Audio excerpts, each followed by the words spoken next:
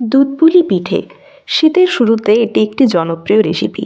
বিশেষত শীতকালে যখন খেজুর গুড়ের আমদানি হয়, তখন স্বাদে ও গন্ধে অতুলনীয় এই পিঠে খেতে মন তো চাইবেই। তাই হাতের কাছে মাত্র কয়েকটি উপকরণ থাকলেই ঝটপট বানিয়ে নিন দুধ পুলি পিঠে। কিভাবে বানানো যায় চলুন দেখে নিই। হ্যালো ফ্রেন্ডস, পিঠে বানানোর জন্য নিয়ে নিয়েছি চালের গুঁড়ো, খেজুর গুড় আর ক্ষীর। ওভেনে কড়াই বসিয়ে তাতে কিছুটা পরিমাণে জল দিয়ে দিলাম।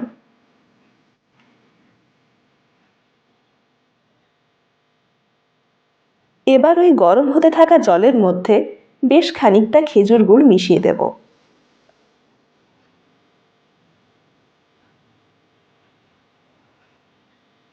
স্বাদ ব্যালেন্স করার জন্য অল্প একটু লবণ দিয়ে দেব। এবার একটা পাত্রে কিছুটা জল নিয়ে তাতে চালের গুঁড়ো মিশিয়ে একটা ঘন মিশ্রণ ভালোভাবে তৈরি করে নেব।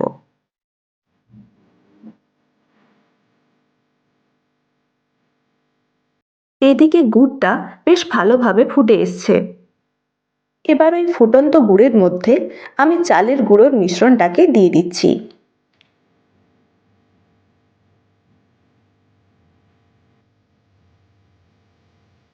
একটা বেলনার সাহায্যে বেশ ভালোভাবে মিশিয়ে নিচ্ছি।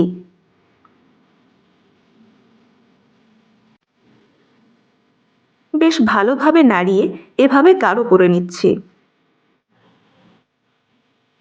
এবারে অল্প অল্প করে চালের গুঁড়ো দিয়ে আমি সেটাকে ভালোভাবে ওর সাথে মিশিয়ে নেব। মিশ্রণটা এরকম হবে। এবারে আমি ওটাকে নামিয়ে নিচ্ছি। অন্যদিকে একটা কড়াইতে আমি দুধ গরম করতে দিয়ে দিচ্ছি। দুধটা গরম হতে থাকুক, এই সময়ে পিঠেগুলো বানিয়ে নেব।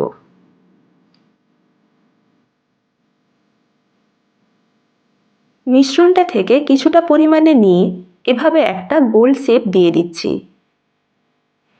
এটা দিয়ে পিঠের বাইরের লেয়ারটা বানাবো। এভাবে খোলার মতো শেপ দিয়ে নিচ্ছি। এর মধ্যে কিছুটা ক্ষীর পুর হিসেবে ব্যবহার করব। তারপর এভাবে মুড়ে নিতে হবে।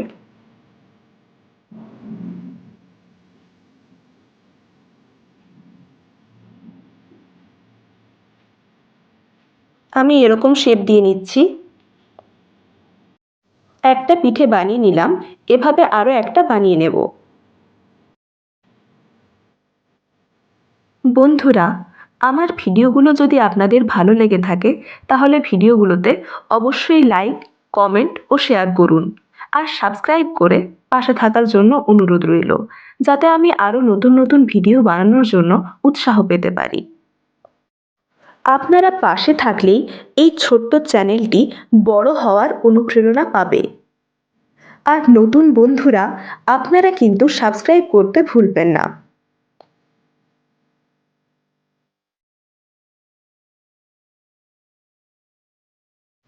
এভাবে আরেকটা পিঠে আমি বানিয়ে নিলাম। একইভাবে বাকি পিঠেগুলোও বানিয়ে নেব। এদিকে দুধ গরম হয়ে এসছে, দুধটাকে ভালোভাবে নাড়াতে থাকবো। দুধটাকে এভাবে ততক্ষণ অবধি নাড়াতে থাকবো যতক্ষণ না দুধটা একেবারে ঘন হয়ে আসে।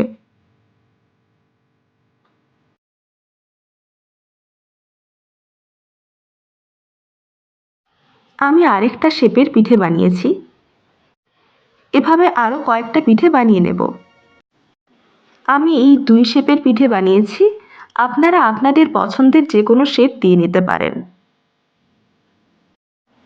এদিকে দুধ ঘন হয়ে এসছে।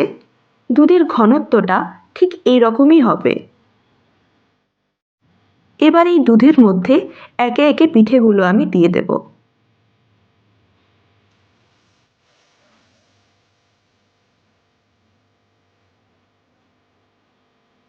সব পিঠেগুলো দিয়ে কিছুক্ষণ ঢাকা দিয়ে সেদ্ধ করে নেব।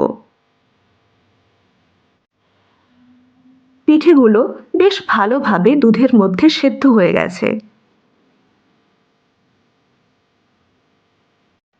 দুধ পুলি পিঠে একেবারে রেডি। এবার পিঠেগুলোকে আমি দুটো প্লেটে আলাদা আলাদাভাবে তুলে নিচ্ছি।